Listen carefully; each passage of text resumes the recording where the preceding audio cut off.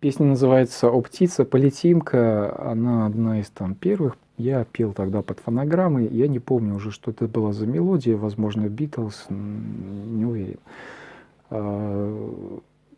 Так я оставлю под гитару. Такая же композиция будет. О, птица, полетим-ка к источнику жизни, где не бывает разлуки в любви, где нет ночей и заблуждений. О, счастье, Кришна, летим мы к тебе. Позже каждый узнает о самой нектарной любви. Опьяняющий облик являет сердце в бессонной ночи. О мой Хари, молю я счастье стать одним из твоих бхакт. И где бы я не оказался, позволь служить твоим стопам. Неугомонно ищет душа ласковый облик Бога. Отныне с ним не расстанусь я ни под каким предлогом. В тоске от разлуки живет любовь, ветер нежно несет звук свирели. Все позабуду, о, Кришна, я твой. Где же ты, друг мой, приди же скорее. Позже каждый узнает о самой нектарной любви. Опьяняющий облик являет сердце в бессонной ночи. Гопи и коровы Вриндаваны кормят тебя молоком. Ты их любовь принимаешь, любовью ты упоен. Неугомонно ищет душа ласковый облик Бога. Отныне с ним не расстанусь я ни под каким предлогом. Харе Кришна, Харе Кришна, Кришна Кришна, Харе Харе, Харе Рама, Харе Рама, Рама Рама, Харе Харе. Харе Кришна, Харе Кришна, Кришна Кришна, Харе Харе, Харе Рама, Харе Рама, Рама Рама, Харе Харе. Харе Кришна, Харе Кришна, Кришна Кришна, Харе Харе, Харе Рама, Харе Рама, Рама Рама, Харе Харе, Харе Кришна, Харе Кришна, Кришна Кришна, Харе Харе, Харе Рама, Харе Рама, Рама Рама, Харе Харе, Харе Кришна, Харе Кришна, Кришна Кришна, Харе Харе, Харе Рама, Харе Рама, Рама Рама,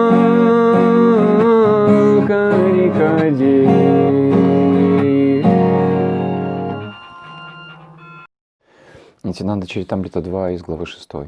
Однажды Вишвамбара мирно сидел у себя дома с Лакшми Прией.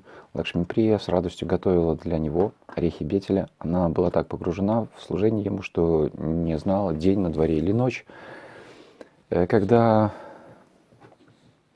Мамашачи видела Вишвамбару вместе с Лакшми Прией, сердце ее таяло от счастья, зная, что это происходит, что это приносит маме большое наслаждение. Вишвамбара проводил время с Лакшми Прией. Однажды, как раз в один из таких моментов, в дом к нему пожаловал Нитьянанда, счастливый как ребенок, погруженный в какие-то свои мысли. Он стоял и улыбался. При этом он был нагим, но пребывая в настроении, ребенка не испытывал и тени стыда. Гауранга спросил: Нитьянанда, где твоя одежда? Нитьянанда ответил: да-да. Гасай, что ты творишь? Я сегодня не могу есть, помотал в ответ головой Нитьянанда. Ну, может быть, одна фраза здесь какая-то странная. Ну, в любом случае, ответы Нитьянанда странные, конечно. Шри Гауранга рассердился, почему ты, когда тебя спрашивают об одном, ты отвечаешь как что-то совсем другое. Нитьянанда сказал: я тут уже 10 раз был. Шри Гауранга тогда совсем разгневался. И чем я перед тобой провинился? Нитьянанда сказал: твоей матушки, твоей мамы здесь нет. Будь добр, оденься. Не терял надежду образумить брата Гауранга. Ну хорошо, поем, отвечал тот. Нитьянанда был без ума от читания, когда он был в трансе, ему говорили что-то, он отвечал не впопад, продолжая смеяться. Поэтому Гауранга встал и сам одел Нитьянанду, смеющегося сына Падмавати. Прежде всего, надо сказать, что Гауранга проводил время с Лакшми Прией просто для того, чтобы доставить удовольствие матери, поскольку, видать, вот ему это особо не было, радости особо и не приносило, то есть он особо не стремился. И позже в своей Шикшаштаке он отмечал это, он говорил: Надханам Наджанам Насундарим, мне не нужны ни богатство, ни последователи, ни прекрасная женщина, Сундарим. Сундарим, просто прекрасная. Мне не нужны эти прекрасные женщины почему-то. Вот и что дальше? Он говорит: мне нужна только вот эта вот моя любовь к Кришне, и все. Даже если при этом Кришна ему не отвечает толком, в конце Шикшаштаки он говорит: все равно мне достаточно этой любви. То есть видно, что Почему это может происходить вообще с человеком, когда, в принципе, мужчина, но особо не стремится к женщинам? Просто потому, что, вот как если рассматривать образ Кришны Чайтаньи, то считается, что он наполовину мужчина, наполовину женщина. То есть половина Кришны, половина Радхарани. То есть состоит из, как бы, его сущность, вот эта внутренняя, тонкая, наверное, я не знаю, потому что внешне он выглядит как мужчина, в принципе. В тонком смысле там именно Радха и Кришна вместе переплетено это. И трудно сказать, почему это происходит. Поэтому, то есть в моей теории это получается так, что человек, который проходит реинкарнацию и впитывает в тонкий свой образ свою роль, как, например, женщины, а потом рождается мужчиной, он сохраняет эти привычки, эти особенности, как бы тенденции какие-то, он может сохранять. Поэтому вот такие получаются казусы, когда, в принципе, ты понимаешь, что ты мужчина, ты должен жить этой мужской жизнью, заводить семью, но ты не хочешь этого делать. Это объяснимо, это имеет свои какие-то позиции в учении. И то есть таким людям, естественно, нужно какое-то дальнейшее развитие, делать какой-то свой выбор либо в одну, либо в другую сторону, либо оставаться, поскольку как бы жизнь складывается как мужская, то есть внешняя жизнь, то нужно делать выбор. Либо ты настаиваешь на том, чтобы вернуться к женскому, либо предлагаемое мужское существование ты принимаешь и стараешься этим проникнуться.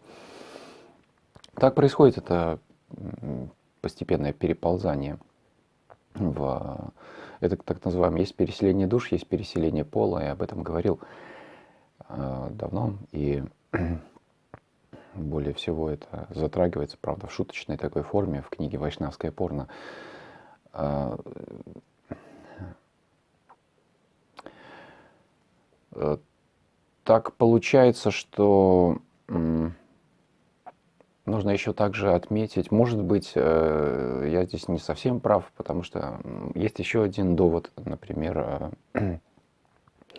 Лакшми Прия, она не была во всем угодна Кришне Чайтанье. И вот несмотря на то, что она очень сильно была погружена в служение ему, здесь описывается, что она даже утрачивала понимание, где ночь, когда ночь наступила, когда. То есть она и ночью продолжала как-то прислуживать, потому что Гауранга мог там, видимо, ей не спать, и днем. То есть она таким образом отчаянно пыталась служить ему, тем не менее, вот такие вот есть обстоятельства, что не особо он интересовался ей. Почему это могло быть? Потому что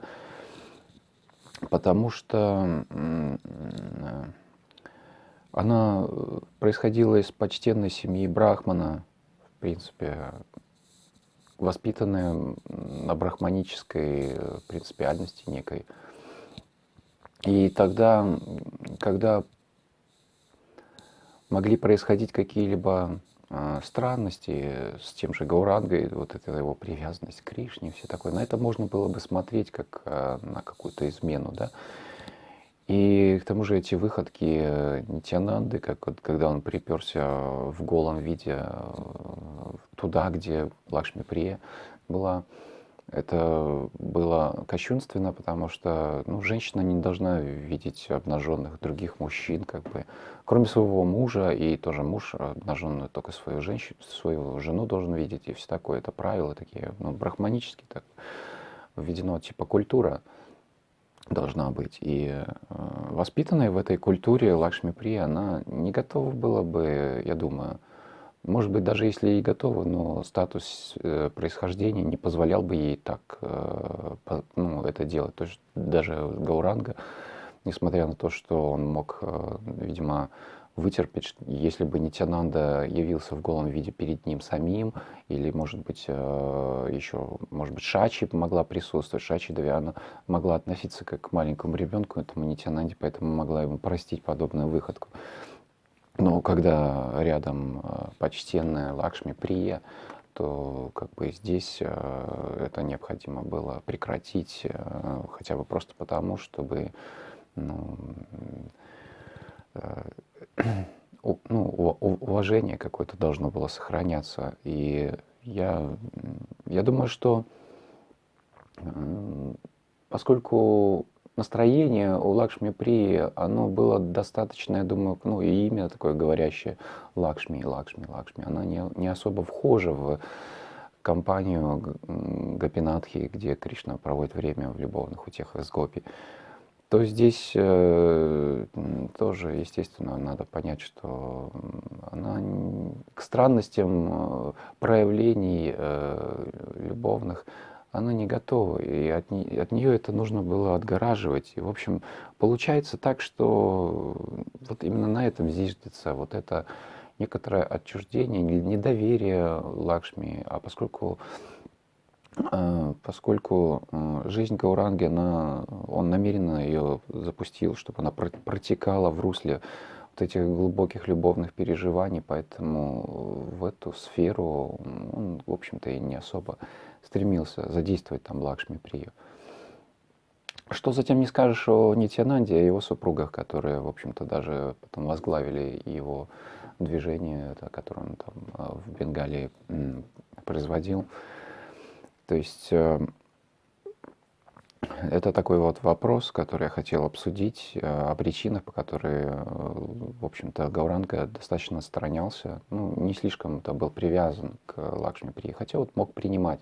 И, видимо, именно как здесь сказано, ради своей матери, чтобы доставить ей удовольствие, он делал вид, что он семьянин, что он любит Лакшми Прию, а на самом деле там было достаточно, мне так кажется, что все-таки не совсем чисто, потому что иначе, если твоя жена вот действительно настоящая соратница в твоей вот этой вот сахаджи, то как ее не любить всем сердцем, я не представляю. То есть это сокровище, как бы духовная милость Кришны и все такое. Вот. А когда есть идеологические разногласия, скажем, можно сказануть в сторону чего-то, какого-то явления, например, что-то толкануть такое чистолюбивое, благочестиво, чистолюбивое в какую-то сторону другую. И Гауранга уже мог сложить впечатление, ага, я, значит, не должен ей проявлять какие-то вот эти вот моменты, которые она могла бы неправильно понять, и при этом она будет чувствовать себя неловко, мне возразить, но она будет думать обо мне, что я недостоин, в общем, и так далее. Поэтому зачем подвергать, ну, зачем сближаться вот так вот. И вот из этого все, я думаю, складывается. Вначале, когда они женились, у них эта симпатия возникала, но как они обычно, значит, не узнают друг друга. Они идут и сватаются. И вот они посватались, какое-то время Лакшми Прия пожила в доме, понаблюдали, и получается, что Гауранга, он не привился к Лакшми Прии особо. То есть потом примет саньясу. Ну, Лакшми Прия останется верной все равно Гауранге, ну, все такое, ну, до конца своих дней. Что касается теперь Нитьянанды, его поведение, как я объяснял, на первый взгляд кажется безумием, но с другой стороны, я вот, например, изучал лекции одного академика, профессора какого-то или академика психологии личности, московский какой-то профессор, и мне нравилось послушать некоторые особенности рассуждения. Еще в каких-то 90-х годах эти лекции были записаны, но вот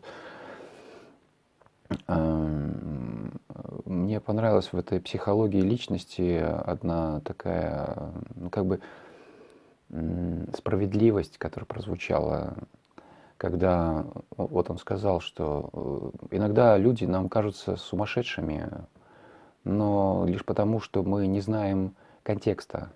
Мы не знаем контекста, в который производятся какие-то действия, какие-то реплики. Мы это не знаем, и поэтому человек кажется нам сумасшедшим. Когда мы учитываем контекст этой личности, то мы становимся способны понимать, что этот человек адекватен, все нормально. И здесь на примере Нитьянанды тоже это возможно. Но прежде всего, то есть я объясню это, но прежде всего я хотел бы отметить, что Нитьянанда, его действия, вот кажется, вот эти невменяемые, и вообще неуважение, которое он проявил, вот это вот, когда он пришел голым в место, и по улице проходился, ясно, пришел, зашел в дом Шачиматы голый.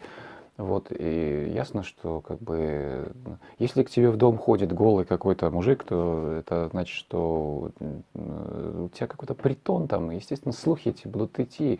Это очень такое позорное какое-то состояние. И зачем Нитьянанда подставлял так?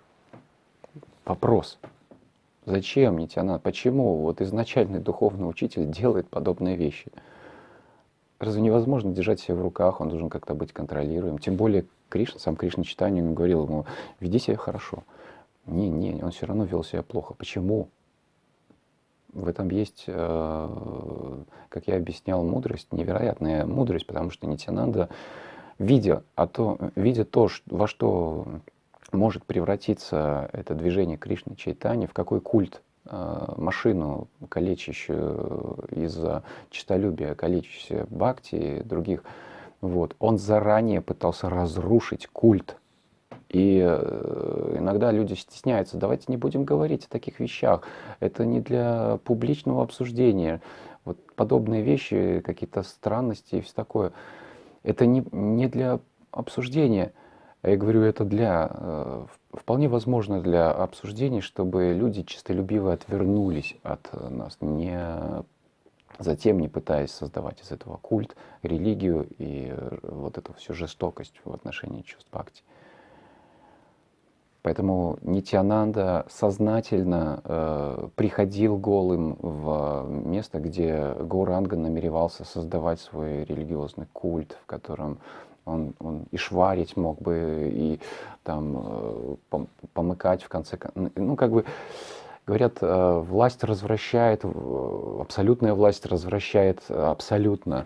И поэтому Нитьянанда, заботьтесь о том, чтобы сердце Кришны Чайтанья осталось мягким. Он вел себя как ребенок, дурачись. Он выделывался так, что это было неловко создавать культ. Это этот культ, это вот религия, где голый мужик заходит к вам в гости, да? Извините, я в этой чуши не участвую, извините. И, ну, конечно, иди свой культ создавай в другом месте. Здесь не надо. Вот есть вот такое вот у меня представление. Каждый поступок Нитьянанды, то, что кажется нам безумием, это является мудростью. Извините. Итак, это мудрость, и на самом деле мы просто не понимаем контекста. Вот, собственно, и все. Это его протест.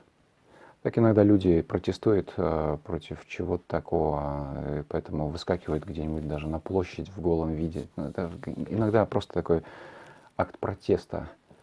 Вот. И я уже объяснял также, вот, скинуть с себя эти одежды варнашрамы означало то, что ну, уже достали вы меня со своими вот этими ограничениями, что если я такой, в такой-то ярлык на мне, я там, допустим, брахман, я не не имею права вести себя как шудра. Да вы вообще пошли вы, если я шудра, я не могу вести себя как брахман. Да пошли вы нафиг, я вообще все сниму с себя. Я теперь никто. Отвалите. Вот это вот такая вот реакция, в которой, ну, который контекст, в который мы можем понять эту реакцию, что это не какая-то такая пустая выходка, хотя в том числе можно понять, вот как же, также, что Нитьянанда находился в игре ребенка, и поэтому он вел себя как ребенок и ходил поэтому обнаженным где-то. Вот. Да, кстати говоря, теперь давайте рассмотрим все эти контексты, в которых, ну, ответов Нитьянанды, которые здесь были. Они странные и очень интересные на самом деле. И человек, который со стороны будет наблюдать, и не профессионал, он может сразу отметить, это клинический случай, это как бы человек с шизой и все такое, и все на этом. Но это значит, человек не профессионал, он не пытается разобраться в контекстах. Потому что академик, профессор психологии личности, он объяснял, когда-то объяснял, если вы не разобрались в контексте, то психи это вы. Вот, вы ну, то есть вы любители психи, и вам лучше психов, и вам хочется найти вокруг психов, и вам достаточно просто не разбираться глубоко в контекстах этого человека, и все. Все для вас психи. Вот и все. Вы такой специалист. Но если вы попытаетесь, давайте попытаемся это сделать, и тогда все станет на свои места. Так вот, учитывая то, что Нитьянанда, он пришел, как бы по его вот речам, он пришел поесть, основной его посыл был в этом, то он просто-напросто и отвечал таким образом. Ему очень хотелось поесть, поэтому он и отвечал подобным образом. Он, конечно же, искал свою Малини Деви, вот, и да, тут, кстати говоря, всплывает этот удивительный факт, что получается так, что он Малини Деви кормила его в этом именно состоянии. И вот раз он ходил вот в таком вот голом виде, то он, конечно же, пришел, искал и Малини Деви, и Малини Деви, видимо, привыкла видеть его в таком состоянии, при этом она его кормила, как маленького ребенка, все такое. Так вот, он искал, видимо, Малини Деви, вот, прежде всего. И голова его была забита именно этой идеей. Поэтому, когда он ответил, что он 10 раз приходил уже сюда, он имел в виду, что он 10 раз приходил проверить, не пошла ли Малини Деви в гости к Шачи Деви. Разве не так? И затем он, когда Гауранга его...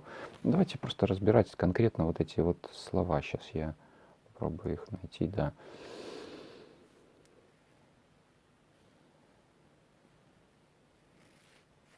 Он говорит, я сегодня не могу есть. Его прежде всего волнует, как ему поесть, он как ребенок, да?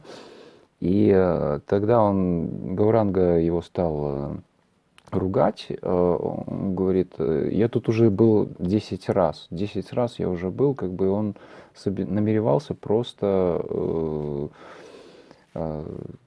лишний раз, видимо, не беспокоить Гаурангу. Если бы Малини Деви нашлась, он бы и не пришел бы. Вот. И далее Нитьянанда стал... Почему он все-таки решил подойти в дом Шачиматы, как бы и к Гауранге там?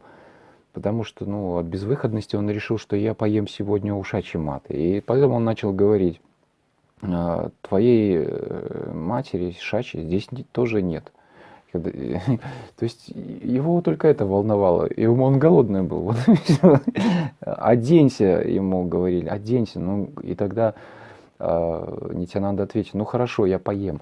То есть он решил, что он все-таки, раз другого выбора нету, он останется здесь вместе с Гаурангой поесть, здесь в доме Шачиматы. Вот. И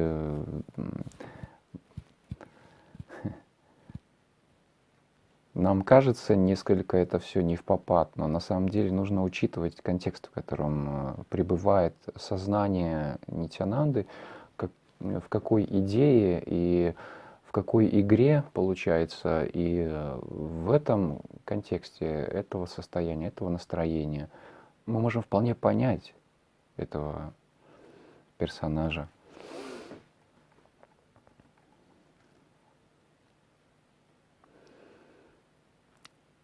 Ну и все же очень сложно себе представить, как вы сами повели бы себя, если бы к вам в дом заявился голый мужчина, и Нитай вот частенько ходил голым, подставляя таким образом Шриваса. Мы знаем, что Шривас однажды согласился с тем, что Гопал Чапал пытался представить его как поклонника Кали и разложил у него на пороге различные принадлежности. Там было мясо, вино. При этом Шривас, когда столкнулся с этой ситуацией, он согласился. Он не был удручен тем, что не начал доказывать, что он там, нет, я вайшнав, я всему следую, это мне кто-то подбросил. Он, наоборот, всем стал говорить, вот вы теперь убедились, что какой я на самом деле. На самом деле я поклонник Кали, посмотрите вот на это все, я поклонник Кали.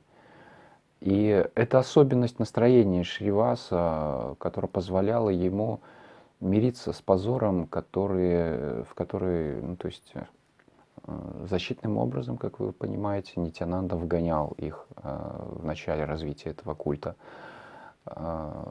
Он приходил к ним голым, поэтому если бы предстал случай сказать Шривас, ты извращенец, то он бы, наверное, согласился. Он сказал бы, да, вот посмотрите, я никакой не вайшнав, я извращенец, вот и все. Ну и тем более представьте себе ситуацию, когда зрелый мужчина будет сосать вашу жену.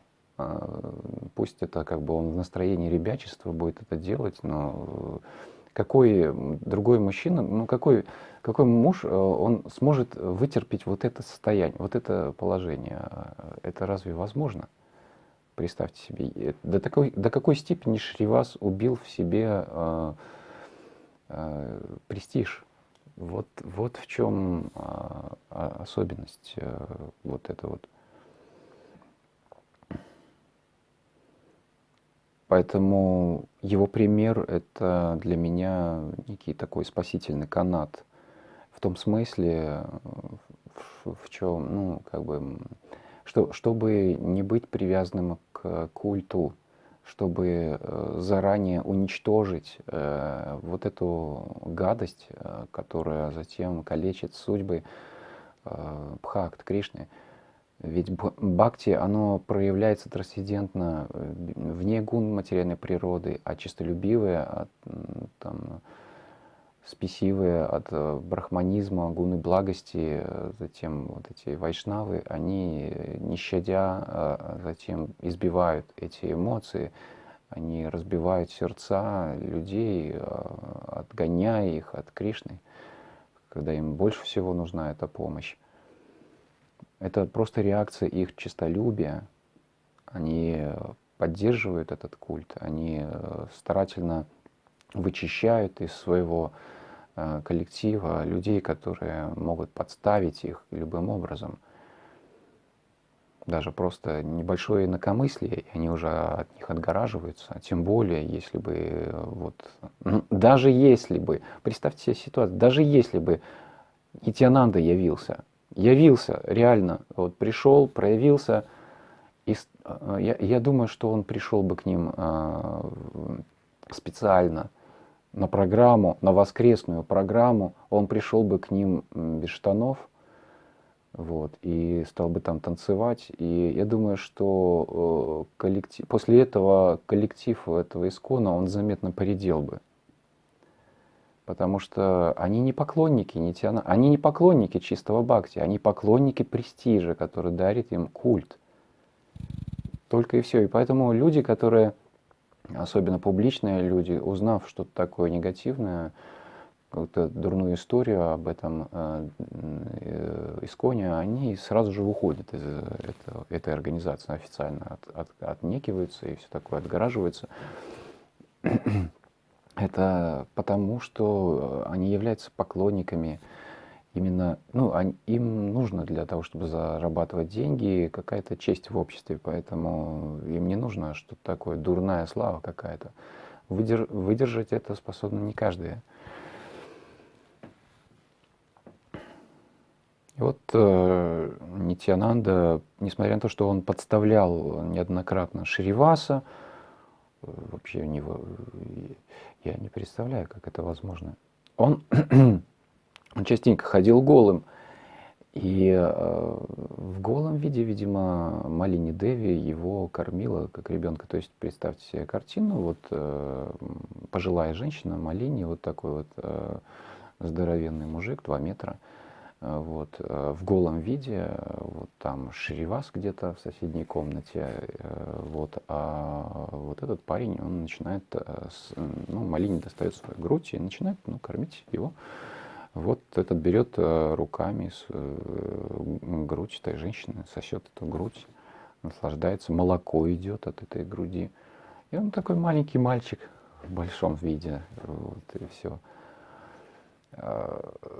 То есть какова тенденция, ну, реакция обычного мужика на эту сцену? Вы понимаете? То есть это, естественно, ну, нетерпимо. Но тем не менее Шривас, он ярко отличался от вот этого всего классического, и от чего бы взыграл бы гнев, и от чего бы погнал бы Нитьянанду любой другой мужик, от того, что престиж бы померк. Вот и все. Если ты позволяешь другому мужику сосать грудь твоей жены, кто ты такой? Ты просто чмо. Вот и все. Ты чмо. И все. Вот этого достаточно было, чтобы потом наплевать на чувства твоей жены, которая хочет кормить как маленького вот этого Нитьянанду, наплевать на ту любовь, которую испытывает другой вот человек к твоей вот этой жене, наплевать на всех ради своего престижа. Вот и все. И это святость. Это считается святость, это вот этот престиж люди попутали, они сделали его религией, своей религией, в которой они плевать хотели на любовь, на Кришна-прему, на отношения, близкие отношения, которые возможны, трансцендентные.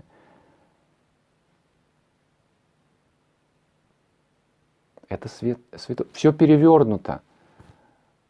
Перевернуто. То, что считается здесь священным, является оскорблением чистой любви к Кришне.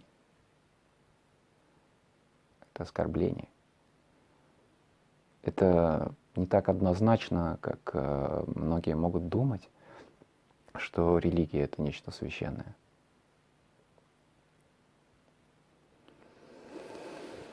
Итак, несмотря на то, что Шривас был опозорен таким образом, ну, конечно же, до какой-то степени это все скрывалось и не отмечалось, но тем не менее надо отметить, что он был готов к тому, чтобы терпеть позор и продолжать ну, как бы приветствовать Нитьянанду. Точно так же вел себя Мадхавендра Пури. Он только соглашался с дрязгами людей, что он глупец, что он отступник, еретик. Но зачем он это делал? Зачем он соглашался с этим положением опозоренного человека? С одной стороны, как говорится, можно понять, что хорошо, это он экономил время на то, чтобы заниматься бхакти, поэтому он там говорил: пусть они называют меня этим, я все равно не отступлю от своего желания служить лотосным стопам Говинды, даже если не способен на это. Он соглашался для того, чтобы не тратить на дрязги с ним никакого времени. Если меня это не мешает, пусть они говорят, что хотят. Я дальше в своих отношениях с Кришной буду продолжать. Он был в одиночестве, но он продолжал это делать. Конечно, в обществе ему этого не позволили, там, прийти в какой-то храм и давать там эти вот свои чувства испытывать какие-то. Нет. Был позорным человеком. Омовение перестал делать, мантры повторять перестал. Он делал это ради, с одной стороны, ради того, чтобы больше времени тратить на бхакти, на свои переживания. А с другой стороны, тоже вот здесь тут усматривается вот его забота о том, чтобы из этого всего не воздвигнули культ, чтобы не произошел культ движения, ну, как бы учения Мадхавендра Пури. Если он вероотступник, если он позорный, культисты не придут, вот эти честолюбивые люди не придут принимать участие в этом всем. Конечно, потом, когда вайшнавы начали это все пропагандировать как нечто великое, как неких великих людей, потом, чувствуя престиж, туда потянулись люди и стали говорить: о, Мадхавендра Пури великий. Ну, представьте себе картину, если бы этот Мадхавендра Пури явился бы сейчас в этот искон, среди этих вайшнавов, и перестал делать омовение, мантры эти повторять. Говорит: я буду просто думать о Кришне. Мне этого достаточно. Вероотступник, так вероотступник. Да его сразу же в сахаджи бы отписали, и все. Неважно, какие он там чувства испытывает совершенно. Приди он неузнанным, то есть не как должность, не как начальника, приди в этом состоянии, его поперли бы. Точно так же, как и Кришну бы поперли бы, если бы он проявись неузнанным. Потому что совершенно не важна эмоция, любовь, бхакти, не важно.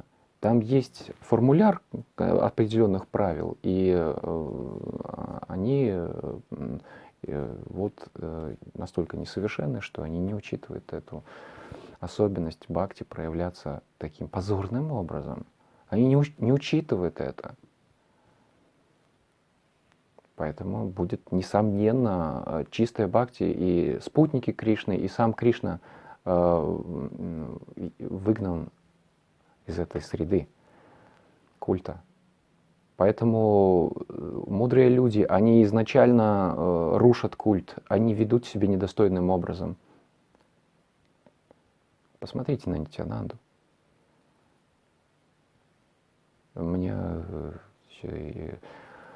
Я не представляю, как, например, мне такое сделать.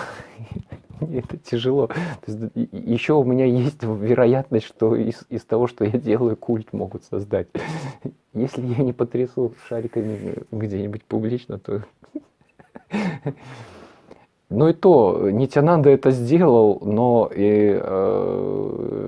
тем не менее все равно из этого культ создали в дальнейшем, вот пытаясь запретить последователям обсуждать такие вещи. Мы недостойны, все такое, мы потом, вот, у нас пока Бхагавад-гита, у нас пока Шримад Бхагаватам, там, кстати, тоже голые люди есть, но тем не менее.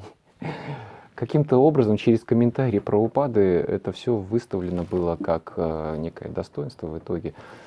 И люди честолюбивые, они захотели в этом принять участие.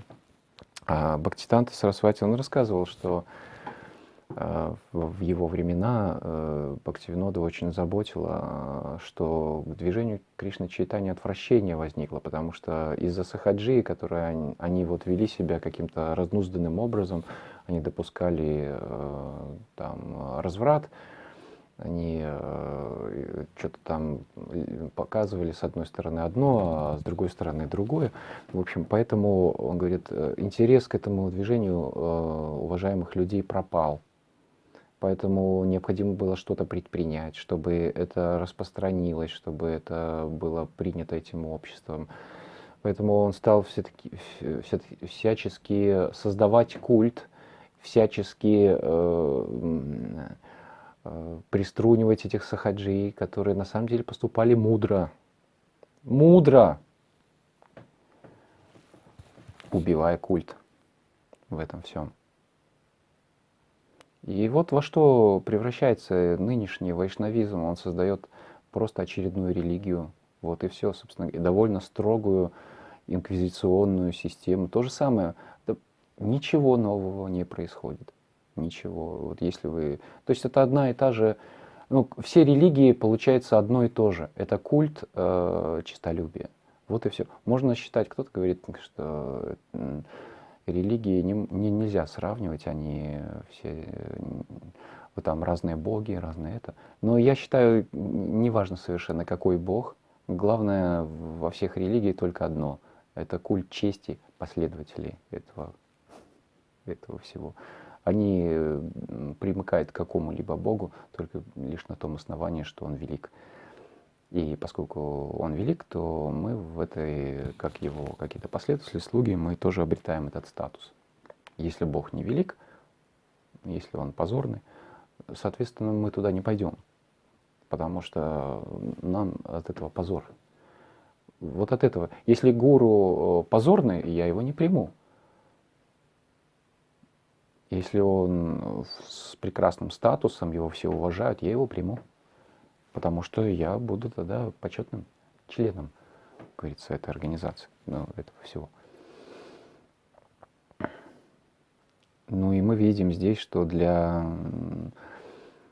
таких как Шривас, как Мадхавендра Пури, тем более Нитьянанда, вот этот почет совершенно был не важен. Они демонстративно убивали его. В этом отличие того движения Кришны Чайтаньи от того, что сейчас нам пытаются объяснить, что это движение, чистое движение Кришны Чайтаньи, без искажений. Парадокс. Если кому удастся глубоко задуматься над этим, я думаю, что они смогут понять, что происходит. Если разум не позволяет, интеллект не позволит оценить это вот в таком ключе, которым я здесь описываю, то мы рискуем просто даже на поведение Нитьянанды смотреть здесь как на глупость. Я уверяю, что Нитьянанда не делал вообще ничего, кроме мудрых вещей. Он абсолютно мудрое существо, это изначальный духовный учитель. Даже если он делает это все играючи, если он делает ребячесть как ребенок, это уроки для всех нас. Это забота. Он направляет нас как дурачков. Он мог бы целую лекцию прочитать о том, как развентить весь этот культ, но он это не делал, потому что он понимал, что мы все дурачки, мы не поймем это. Поэтому он пришел просто без штанов. И все. точку поставил во всем этом.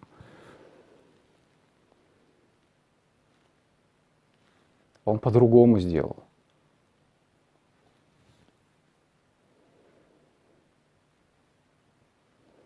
И спас, по крайней мере, поколение Гаудии, которые были при Кришне читании, он их спас. Дальше, что они там начали творить, это уже другой вопрос. Но вообще, я просто, я просто счастлив, что Кришна открыл мне вот эту тайну поведения Нитьянанды.